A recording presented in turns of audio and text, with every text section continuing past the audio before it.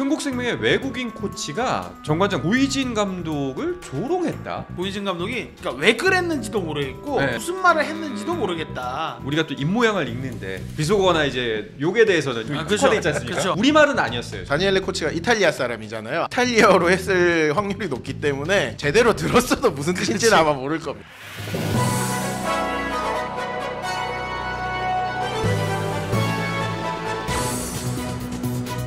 자, 그럼 두 번째 이슈로 넘어가 보도록 하겠습니다.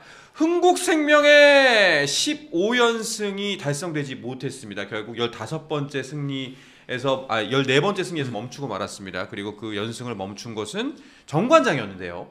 야, 이게 여러 가지 생각이 들었는데 사실 거기서 정관장을 잡고 그 다음 경기가 이제 현대건설. 현대건설. 이제 현대를 상대를 해야 되는데 이 경기에서 만약 이겼다면은 여자 배구 새로운 역사 쓰는 거였잖아요. 그렇죠. 이 경기 정관장전을 승리했다면 V리그 최다 연승이 되고 만약에 현대건설까지 가면 개막 최다 연승 기록까지 네. 2개를 세울 수 있었죠. 그러니까요. 그런데 여기서 패배도 했고요. 패배한 거는 그래도 질 타이밍에 졌구나 라는 생각이 조금은 들긴 사실 합니다만. 흥국생명이 조금씩 불안했고 그리고 제가 저번에도 말씀드렸지만 흥국생명은 지난해도 그렇지만 이번 시즌에 12월에만 8경기를 치르기 때문에 분명히 12월 중순 이후에 위기가 한번 온다라고 말씀드렸는데 마침 그 타이밍에 정관장 현대건설을 만나는 그 운명의 한 주였고 그 시작이었던 정관장과 경기에서 패하고 말았죠. 그렇습니다. 그런데 사실 이 연승 실패보다 더 주목을 끌었던 지점이 오늘의 이슈입니다. 흥국생명의 외국인 코치가 그 정관장 고이진 감독을 조롱했다라는 기사가 떴어요. 저는 이제 그날 현장에 이제 갔었는데요. 네. 이제 경기가 2세트였습니다. 당시 이제 흥국생명이 17대 19로 뒤진 상황에서 이제 고이진 감독이 작전 타임을 불렀고요. 이제 심판과 이야기를 하고 있는 중이었는데 부심과 갑자기 다니엘레 코치가 정관장 코트 쪽으로 이제 이 중앙선을 넘어와서 마치 이렇게 상체를 수그리면서 약간 놀리는 듯한 표정과 이제 말을 무엇은 알 수는 없지만 어떤 이야기를 나눴어요. 이제 그러다 보니까 이제 흥국생명에서 이제 그 수석 코치를 제지를 하고 이제 뭐 그냥 경기는 지나갔는데요. 고이진 감독도 당연히 이거 무슨 일이야. 벙친 표정이 아주 인상적이었습니다. 황당한 표정을 짓고 일단 경기가 다시 속행이 됐는데 경기 뒤 이제 인터뷰에서도 당연히 이제 뭐 경기 내용보다는 이런 문제가 더 이슈가 될 수밖에 없었는데 당시에 고이진 감독은 일단 뭐 이 이야기는 하고 싶지 않다. 하지만 연맹과 구단에서 좀 해결을 해야 될 문제일 것 같다고 했고요. 경기 뒤에 정관장 구단에서는 이제 공문을 보내서 이제 좀 항의를 했고 결국 코브에서는 재정위원회 회부해서 아마 징계 관련 유무를 논의하기로 했습니다. 네. 경기를 뭐 중계를 통해서 보신 분들은 알겠지만 저도 이제 나중에 하이라이트로 봤는데 우리가 또 입모양을 읽는데 특히 비속어나 이제 욕에 대해서는 입모양을 읽는데 우리가 좀 특화돼 있지 않습니까? 그렇죠. 소리가 들리지 않을지언정 그렇죠. 우리말은 아니었어요. 죄송해요. 제가 보기에 우리말은 아니었다. 그래서 제가 경기 다음 날 고이진 감독한테 뭐라 그래? 그러니까 중계에는 현장에서도 그 음성을 들을 수 없고 그렇죠. 중계에서도 알 수 없는 말이니까 혹시 뭐라고 하는지 들으셨냐? 뭐 이해할 수 있는 말이었냐? 그럴 때 고이진 감독이 알아들을 수 없는 그러니까 왜 그랬는지도 모르겠고 무슨 말을 했는지도 모르겠다라고 이야기를 하더라고요. 근데 어제 그 다니엘레 코치가 이탈리아 사람이잖아요. 아본단자 감독과 같은. 그렇기 때문에 아마 이탈리아어로 했을 확률이 높기 때문에 제대로 들었어도 무슨 뜻인지는 아마 모를 겁니다. 김호철 감독만 알아들을 수 있는 말이었을 것이다.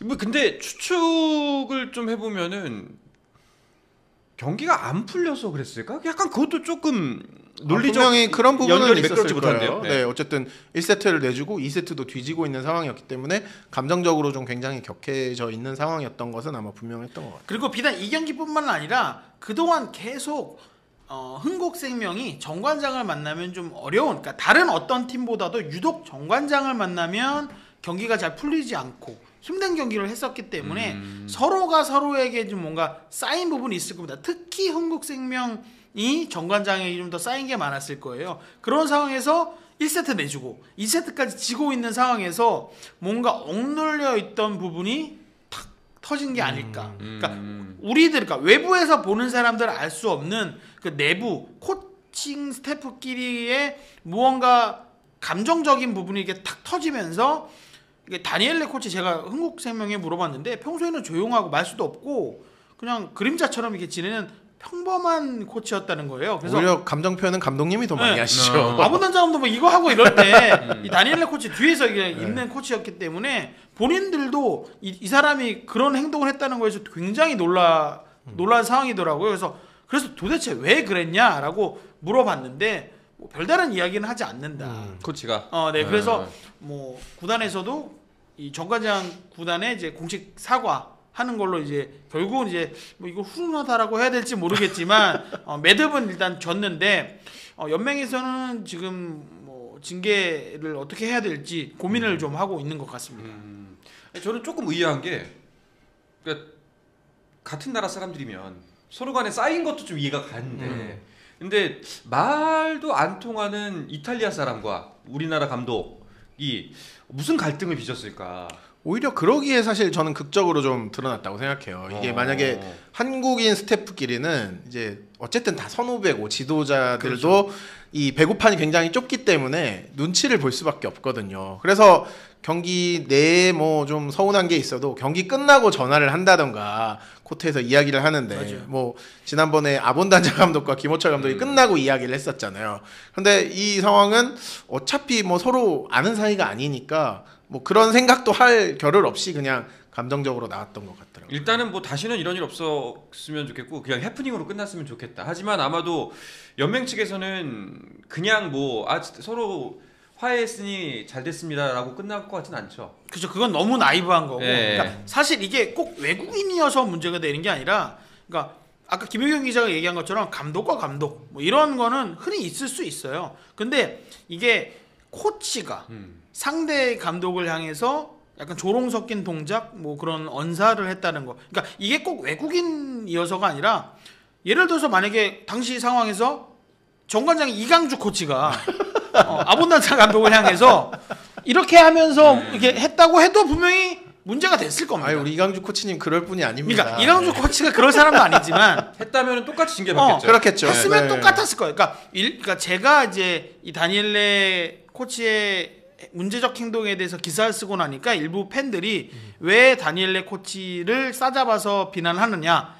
국내 뭐 김호철 감독도 심판에 항의하는 것도 있었고 강성현 감독도 과격한 항의도 하고 하는데 왜 꼭 다니엘레냐? 그러니까 다니엘레 이 지도자가 코치이기 때문에 그래요. 그러니까 감독이었으면 심판들도 감독이 뭐 어느 정도 항의 이런 거는 그래도 어느 정도 항의를 받아주는 그런 게 있습니다. 근데 그 동안의 이 배구 뭐 암묵적인 이 코트에서는 코치가 직접 이렇게 대놓고 나서서 상대 감독에게 뭐 또 심판진에게 항의하는 경우는 잘 없었다는 거죠. 그래서 이 경우가 외국인이기 때문에가 방점을 찍는 게 아니라 코치이기 때문에로 방점을 찍는 것이 맞겠다라고 배구 팬분들에게도 좀 설명하고 싶었습니다. 네, 그렇죠. 아까 이 부분을 좀 잘 알아들으셨으면 좋겠는 게 뭐 저도 이제 설명을 들으면서 알았지만.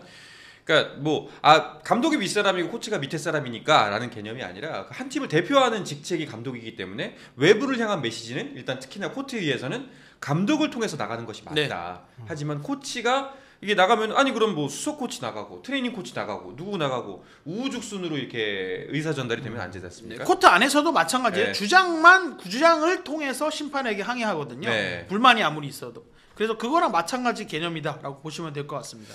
대화의 방향도 사실 문제인 게 어쨌든 배구에서 약간 또 하나의 암묵적인 룰이 서로의 선을 넘어가지 않는 스포츠라는 게 굉장히 큰 그렇죠. 부분이거든요. 이게 신체적 접촉이 없는 경기잖아요. 네, 그렇기 때문에 사실 그 선까지 넘어와서 보통 이제 또 항의를 하더라도 심판이나 이제 운영위원장 쪽에게 항의를 하는 그렇죠. 게 대부분이란 말이에요. 뭐 일부 팬들은 뭐 다른 감독들도 뭐 선수나 이런 비판을 하지 않았느냐 하는데 그 방향들을 보면은 선수에게 직접 하는 게 아니라 심판이나 이 운영위원장에게 그렇죠. 이런 행동을 하지 말아야 한다 뭐 이런 식의 이야기를 하거나 좀 약간 쌍스러운 이야기를 하더라도 하는 거지 상대 감독이나 코치에게 직접 하진 않거든요. 과거 대한항공의 모로즈가 왜 욕을 먹었는가에 대해서 곰곰이 되새겨 보시면 이번 그러니까 김효경 기자가 말한 게 딱 이해가 될 겁니다. 그 선수는 상대 코트를 향해서 세리머니를 막 하고 그랬거든요. 그러니까 그게 불문율이에요. 배구의 불문율입니다. 그러니까 뭐 어쨌든 다른 선수나 감독을 향해서 뭐 욕설이나 좀 과한 행동을 하는 것도 당연히 비판을 받아야 되지만 특히 이렇게 직접적으로 상대 코치나 감독을 향해서 선까지 넘어와서 하는 부분은 사실 좀 높은 수위의 좀 행동이라고 해석을 할 수밖에 없는 거죠. 확실히 근데 배구만의 또 그런 색깔이 있는 것 같습니다. 네, 얘기 맞습니다. 들어보니까. 그러니까 몸싸움이 없는 경기, 네. 그러니까 네트를 두고 공만 왔다 갔다 하는 경기라는 특징이 있기 때문에 그래서 배구를 신사의 운동이라고 하는 거죠. 축구 보면 뭐 상대 농구는 뭐 감독이고 상대 몸싸움 팬이고 하죠. 뭐, 팬도 가만히 안 놔둬요. 네. 예. 사실 배구는 그래서 벤치 클리어링 자체가 없는 그렇죠. 종목이잖아요. 야구 벤치 클리어링 있지. 네. 농구 뭐 선수가 감독한테 욕하고 예. 네. 뭐 좋은 아름다운 광경은 아닙니다 분명히. 예나 예. 축구 모 선수는 관중석을 기어 올라가는 예. 예.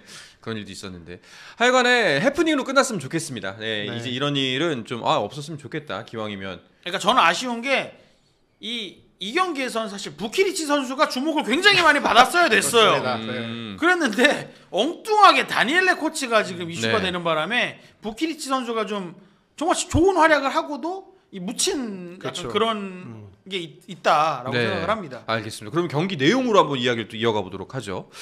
자, 고이진 감독이 준비를 잘해서 나왔다라는 평가를 받는 경기입니다. 경기 내용 전반적으로 어땠나요? 제가 개인적으로 좀 좋아하는 선배 중에 한 분이 이제 동아일보 황규인 기자인데 그렇죠. 이번 경기를 정리한 굉장히 좋은 분석 기사를 하나 썼어요. 네. 저도 그 기사가 네. 올해 배구 기사 정도로 꼽을 만하다라고 생각을 합니다. 네, 이날 이제 고이진 감독이 경기 전에 좀 그런 얘기를 했거든요. 상대 이제 서브나 공격에 맞춘 좀 여러 가지 준비한 전술을 해왔다. 이제 배구가 이제 로테이션이 있는 종목이지 않습니까? 네네.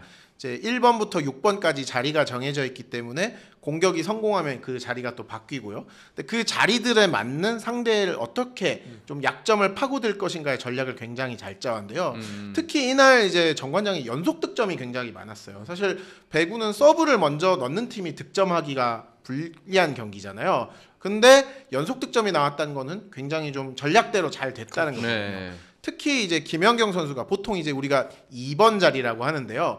배구 코트에서 본다면 오른쪽 앞쪽 자리라고 할 수 있겠죠. 네네. 이 자리에 김연경 선수가 있을 때 김연경 선수에게 서브를 집중시킵니다. 그러면은 이 짧은 서브를 넣을 경우에는 김연경 선수가 세터에게 올려주고 나서 공격할 공간이 굉장히 부족하게 그렇죠. 되죠. 제한적인 움직임을 네. 가져갈 수밖에 없죠. 그러면은 이 높은 블로커들을 김연경 선수에게 붙여서 바로 블로킹 득점이 되진 않더라도 블로킹을 맞고 넘어오면 반격 찬스가 생기니까 그 상황에서 연속 득점을 만들어내는 장면들이 굉장히 많았거든요. 네. 또 그런 상황에서 김연경 선수를 주지 않고 두 번째 옵션이라고 할 수 있겠죠. 투특구 선수에게 공격을 준다? 그러면 메가 선수가 또 블로킹을 기다리고 있습니다.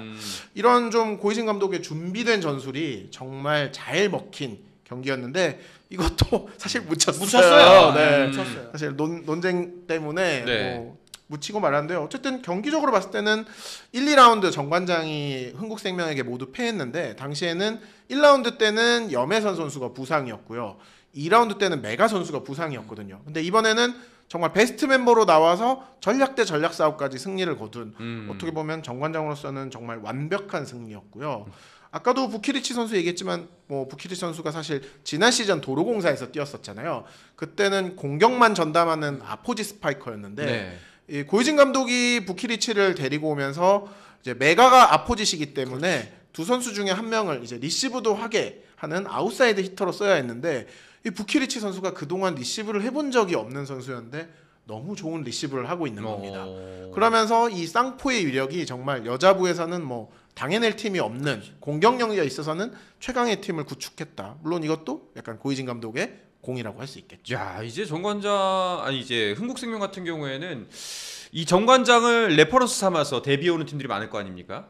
그러면은 아마 그리고 또 바로 다음 상대가 현대건설이에요. 네, 맞습니다. 예, 가장 강력한 라이벌이고. 그러니까 아무래도 흥국생명은 이제 이 첫 패배가 본격적인 위기의 시작이 될 수도 있다라고 보는 게 김연경 선수가 해가 갈수록 체력적인 부담을 느끼는 경기 수가 짧아지고 있고 그런 상황에서 이번 시즌 같은 경우는 투트크 선수가 공격도 그렇고 블로킹도 그렇고 굉장히 김연경 선수에게 플러스가 되는 활약을 하고 있었는데 이 경기에서 결국 부상을 눈물을 당했죠. 보였죠. 네. 네. 그러니까 저는 그 눈물이 굉장히 큰 의미가 있게 단순한 부상이 아닐 수도 있겠다라는 생각이 들어서 그 뒤에 좀 더 이야기를 전해드리겠습니다. 요 네. 네. 패배가 단순히 네. 1패 이상의 엄청난 의미가 있을 수도 네, 있다라는 알겠습니다. 생각을 하고 있습니다. 흥국생명이 현건을 언제 만나죠? 바로 내일입니다. 20일 경기입니다. 요 자세한 얘기는 제가 시크릿 노트에 눈물을 씻을 새도 네. 없어요. 전해드리겠습니다. 알겠습니다. 웃을 얘기가 아닌데 웃어버렸네요. 스포츠는 플러스 한정의